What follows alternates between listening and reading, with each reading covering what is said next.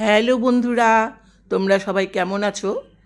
25শে December প্রতি বছরই আমরা কোথাও না কোথাও বেরিয়ে পড়ি। এবারও আমরা সংখ্যায় খুব কমই ছিলাম, মাত্র 4 জন মিলে আমরা 25শে ডিসেম্বর ভোর 6টায় বাড়ি থেকে বেরিয়ে পড়েছিলাম। উদ্দেশ্য ছিল উত্তর দিনাজপুরের কানকিধামে যাব। এনজিবি স্টেশনে এসে দেখলাম 7টায় যে ট্রেনটি ছাড়ার কথা ছিল মালদা ইন্টারসিটি, সেই ট্রেনটা বন্ধ করে দেওয়া হয়েছে। তাই আমরা এনজিবি থেকে কানকি যাওয়ার সিদ্ধান্ত বদলে ফেললাম। আমরা কাঞ্চনজঙ্ঘা এক্সপ্রেস ধরে চলে গেলাম এনজিবি থেকে সোজা কিষানগঞ্জ। কিষানগঞ্জ থেকে 150 টাকা দিয়ে একটি টোটো ভাড়া করে আমরা খুব সহজেই পৌঁছে গেলাম কানকিধামে। এর আগেও আমি খুব অল্প সময়ের জন্য এখানে এসেছিলাম, দেখে আমার ভীষণই ভালো লেগেছিল। তাই আমার বান্ধবীদের সঙ্গে নিয়ে এখানে তাদেরকে দেখাবার উদ্দেশ্যেই আমি এখানে এসে উপস্থিত হয়েছিলাম। এত সুন্দর চারিদিকটা দেখলে সত্যিই মনটা ভালো হয়ে যায়। এই জায়গাটা এত নিরিবিলি আর এত সুন্দর, আমার মনে হয় এখনও মন্দিরটি তেমনভাবে প্রচারের আলোতে আসেনি। হয়তো জানে, অনেকেই জানে, আবার অনেকে জানেও না। এখানে যে এত সুন্দর একটা মন্দির রয়েছে আমি নিজেও কিন্তু জানতাম না। এই কিছুদিন আগেই মার্চে আমি কিষানগঞ্জে আমার ননদের বাড়ি বেড়াতে এসেছিলাম। এখানে সেই প্রথম আমি জানতে পারলাম যে এখানে একটা মন্দির রয়েছে। কিষানগঞ্জ স্টেশন থেকেই আমরা একটা টোটোতে চেপে বসেছি। ওখানে দেখলাম প্রচুর টোটো দাঁড়িয়ে রয়েছে, তবে দরদাম করে নিতে হবে। এক একজন এক এক রকম রেট চাচ্ছে। কেউ বলছে 300 টাকা, কেউ বলছে 400 টাকা, কেউ বলছে 200 টাকা। তবে আমরা 150 টাকা দিয়ে একটা টোটো ঠিক করে তাতে চেপে বসলাম এবং আশেপাশের দৃশ্য দেখতে দেখতে আমাদের টোটো আমাদের নিয়ে এগিয়ে চলল সামনের দিকে।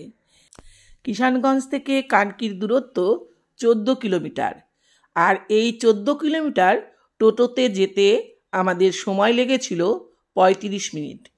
কিষানগঞ্জ থেকে যদি বাইকে করে যাওয়া যায় তাহলেও কিন্তু 25 মিনিটের মধ্যে কানকিতে পৌঁছে যাওয়া যাবে। গ্রামের পাশ দিয়ে আমাদের টোটো ছুটে চলেছিল, বেশ ভালোই লাগছিল। চারিদিকে সবুজে মোড়া। টোটো আমাদের কানকিধামের পেছনের দরজাতে নিয়ে এসে ছেড়ে দিল। প্রথমে আমি চিনতে পারছিলাম না, পরে দেখলাম না, আমরা ঠিকই এসেছি। সামনের দরজাটা একটু পরে দেখাচ্ছি। দূর থেকে দেখতে পেলাম সেই মন্দিরের চূড়ো এবং গোটা মন্দিরটা, যে মন্দিরটা দেখবার জন্য আমরা এখানে আজকে ছুটে এসেছি। অনেকটা এরিয়া জুড়ে এই মন্দিরটা তৈরি হয়েছে। এক পাশে রয়েছে দুটো মন্দির, আর এই দেখো উল্টো দিকে রয়েছে একটা বাচ্চাদের খেলার মাঠ। এখানে বাচ্চাদের খেলার জন্য এই দোলনা রয়েছে, স্লিপ রয়েছে, আর এক টুকরো জমি বেশ বাচ্চাদের জন্য সুন্দর করে সাজিয়ে গুছিয়ে দেওয়া হয়েছে। আমার খুবই ভালো লাগলো। ছোট শিশুদের নিয়ে এলেও কিন্তু ওরা এখানে খুব ভালোই এনজয় করবে। দেখলাম এক জায়গায় লেখা রয়েছে এই মন্দিরটি রামদেব ট্রাস্টের তত্ত্বাবধানে রয়েছে। এখানে এক পাশে দেখলাম জুতো রাখারও খুব সুন্দর ব্যবস্থা রয়েছে। আমরা যদিও এক পাশে খুলে রেখেছিলাম। দেখো তোমাদের একটু এই যে পার্কটা একটু চারপাশে ক্যামেরা ঘুরিয়ে দেখাচ্ছি। খুব সুন্দর টান টান ঘাস রয়েছে দেখো, আর এই পাশেই রয়েছে আর একটা মন্দির।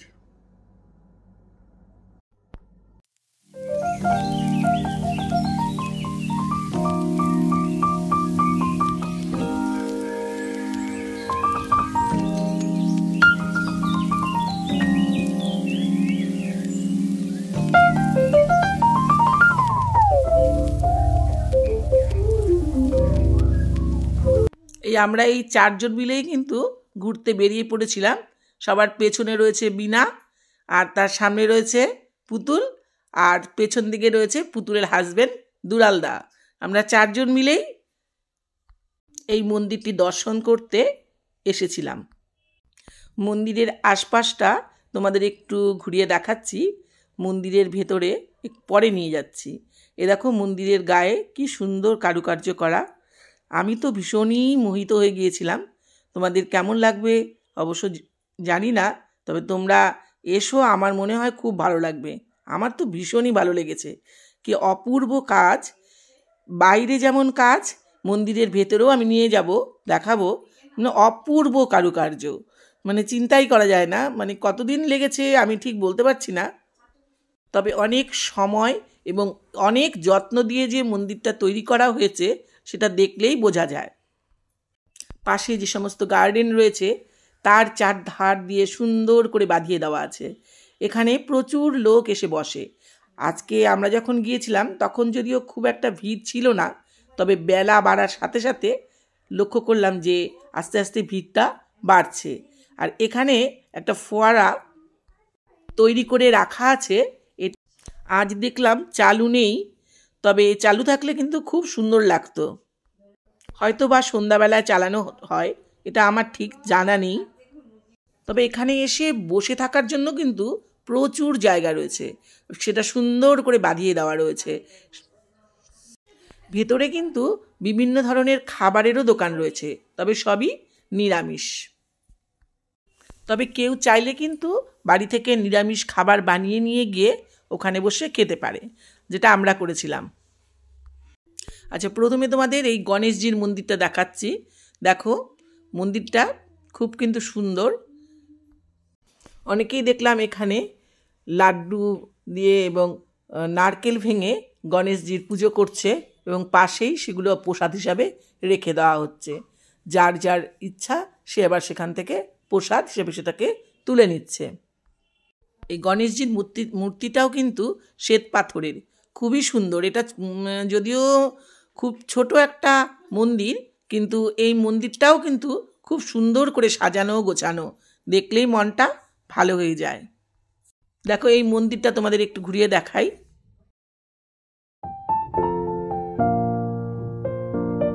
এই গণেশজির মন্দিরের ঠিক উল্টো দিকেই এই যে দেখো আরও একটি মন্দির রয়েছে। এখানে মন্দিরের বাইরে দেখলাম লেখা রয়েছে যে কৃষ্ণ অবতার। এই মন্দিরটার সিঁড়িগুলো খুব সুন্দর করে শ্বেত পাথর দিয়ে বাঁধানো রয়েছে, আর মাঝখান দিয়ে স্টিলের রেলিং করা রয়েছে যাতে যে কেউ ধরে ওপরে উঠতে পারে। আর পুরো সিঁড়িগুলোতেই কিন্তু কার্পেট বিছানো রয়েছে। দেখো, সিঁড়ি দিয়ে আমি ওপরে উঠে তোমাদের ভেতরটা একটু ঘুরে দেখাচ্ছি। এ দেখো কি সুন্দর করে, দেখো এগুলো ওপরের যে সিলিংগুলো রয়েছে কি সুন্দর করে বানানো রয়েছে, সত্যিই মুগ্ধ হতে হয়, এত সুন্দর। আর চারপাশেই সমস্ত, কোথাও মানে শ্রীকৃষ্ণের লীলা, কোথাও রামায়ণের কথা। এ দেখো বিভিন্ন ধরনের পৌরাণিক কাহিনী এর দেওয়ালে দেওয়ালে খোদাই করা রয়েছে। আমি কতটুকু তোমাদের দেখাতে পারলাম জানি না, তবে চেষ্টা করেছি যতটা সম্ভব দেখানোর জন্য। এই ঠিক মন্দিরের কিন্তু চারপাশ দিয়ে মন্দিরের ভেতরে এভাবে সুন্দর করে সব মূর্তি তৈরি করা রয়েছে। একদম মূর্তিগুলো দেখলে মনে হচ্ছে যেন একদম প্রাণবন্ত।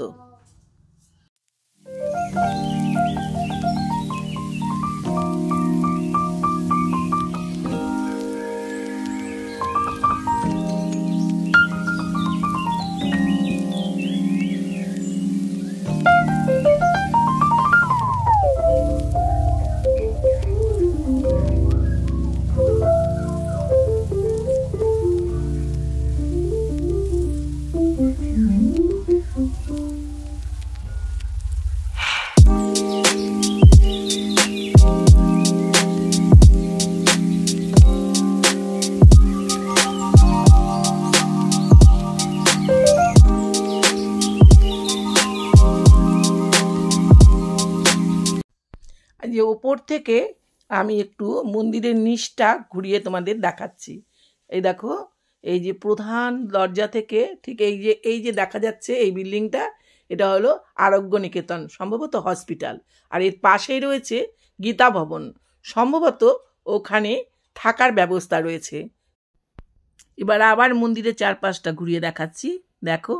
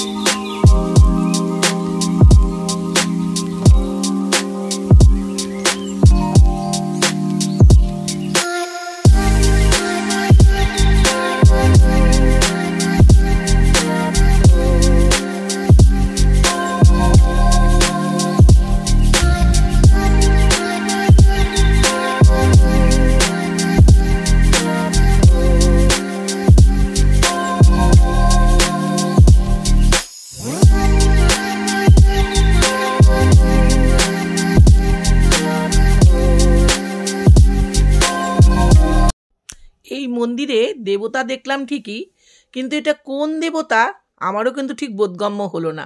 বাইরে দেখলাম বোর্ডে লেখা রয়েছে শ্রীকৃষ্ণের অবতার। তবে তোমাদের যদি কারো জানা থাকে অবশ্যই আমাকে কমেন্ট করে জানিও। তবে এই মন্দিরে কিন্তু তোমরা যদি সৌন্দর্য ঠিকমতো উপভোগ করতে চাও তাহলে কিন্তু তোমাদের সন্ধ্যাবেলাটা এখানে কাটিয়ে যেতে হবে।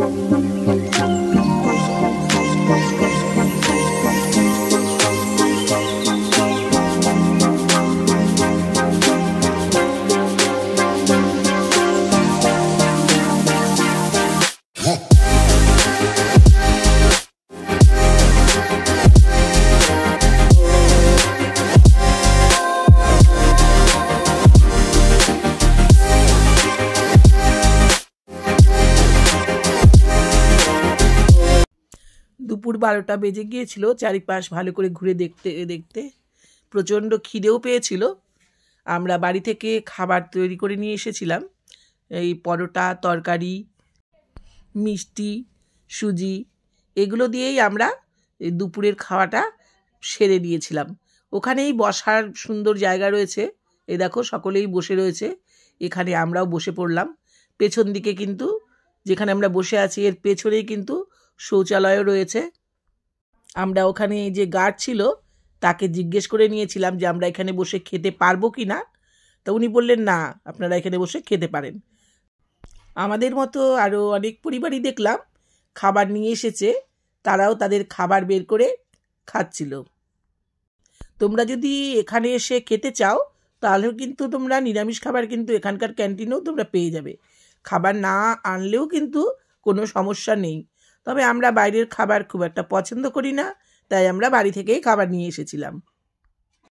তোমাদেরকে আবার বলছি, যদি তোমরা এখানে আসো এমনভাবে সময়টা ঠিক করে এসো যেন তোমরা সন্ধ্যাবেলাটা এখানে থাকতে পারো, তাহলে তোমরা ফাউন্টেন শোটাও দেখতে পাবে। আর এই মন্দির চত্বরটা যে সুন্দর করে লাইটিং হয় সেই লাইটিংটাও তোমরা দেখতে পাবে। দেখলে মনে হয় যেন যে ব্যাঙ্গালোরের বৃন্দাবন গার্ডেনে বসে আছো। যদিও আমার সে সৌভাগ্য হয়নি, আমি সন্ধ্যার অনেক আগেই ওখান থেকে বেরিয়ে এসেছিলাম। এখন আমাদের বাড়ি ফেরার পালা। আমরা কিন্তু পেছনের দরজা দিয়ে আমরা ভেতরে প্রবেশ করেছিলাম, এখন আমরা বেরিয়ে যাচ্ছি সামনের গেট দিয়ে। এবার এই সামনের গেটটাই তোমাদের দেখাচ্ছি। সামনের গেটটা কিন্তু খুবই সুন্দর, অদ্ভুত কারুকার্য করা,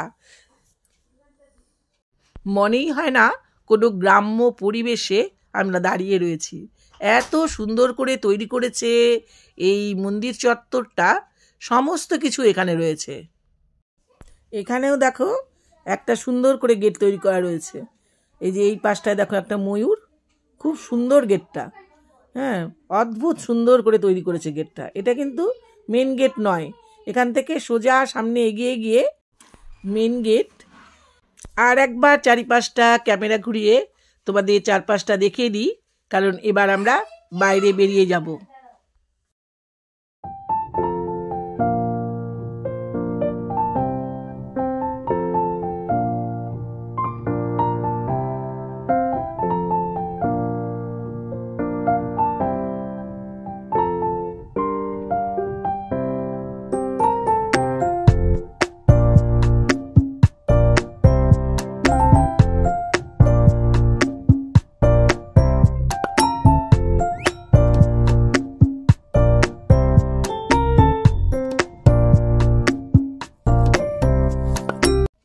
এই যে আমরা চলে এসেছি মেইন গেটের দিকে। এই দেখো, এই গেটের বাইরেই কিন্তু প্রচুর গাড়ি দাঁড়িয়ে রয়েছে, আর সামনেই রয়েছে বড় রাস্তা। বড় রাস্তার ওপারেই রয়েছে প্রচুর ফাঁকা জমি। এই গ্রাম্য পরিবেশে এত সুন্দর একটা যে মন্দির থাকতে পারে, এটা কিন্তু আমার কল্পনাতেই ছিল না। তবে যাই হোক, আমার ভীষণই ভালো লাগলো। তোমরাও যদি চাও এসে তোমরা দেখে যেতে পারো। ভিডিওটি তোমাদের কেমন লাগলো? যদি তোমাদের ভিডিওটি ভালো লেগে থাকে তাহলে তোমরা লাইক, কমেন্ট ও শেয়ার করো, এবং আমার পেজটিকে তোমরা সাবস্ক্রাইব করে দিও। Tata, bye bye. আবার দেখা হচ্ছে অন্য কোনো ভিডিও নিয়ে। তবে তোমাদের এখানে কিন্তু আসলে ভালোই লাগবে। শহর ছেড়ে একটা দিনের জন্য এই নিরিবিলি পরিবেশে তোমাদের খুবই ভালো লাগবে আমার মনে হয়। আমরা এখন টোটো নিয়ে সোজা যাব কিষানগঞ্জ স্টেশনে, এবং সেখানে প্রচুর ট্রেন রয়েছে। সেই ট্রেন ধরে আমরা যাব এনজিবি স্টেশন, আর সেখান থেকে আমাদের বাড়ি শিলিগুড়িতে। আমরা 25শে ডিসেম্বর বাড়ি থেকে বেরিয়েছিলাম, তাই মনে একটু সুপ্ত আশা ছিল যে পথে যদি কোথাও একটা চার্চ পাওয়া যেত, দুদণ্ড সেখানে দাঁড়িয়ে যেতাম। তবে খোঁজ নিয়ে জানতে পারলাম যে ওখানেও একটা ছোট চার্চ রয়েছে। আমরা টোটো নিয়ে সেখানে গিয়ে উপস্থিত হলাম। বেশি সময় নয়, আমাদের ট্রেনেরও টাইম হয়ে গিয়েছিল, তাই সেখানে 10 মিনিট দাঁড়িয়ে গেলাম। এটা কিন্তু খুব একটা বড় চার্চ নয়, কিষানগঞ্জ শহরে এটা খুব ছোট্ট একটা চার্চ, কিন্তু তাও মনটা ভালো হয়ে গেল। এই দেখো, তোমাদেরকেও একটু এই চার্চটাকে এই দেখো একটু ঘুরিয়ে দেখাচ্ছি।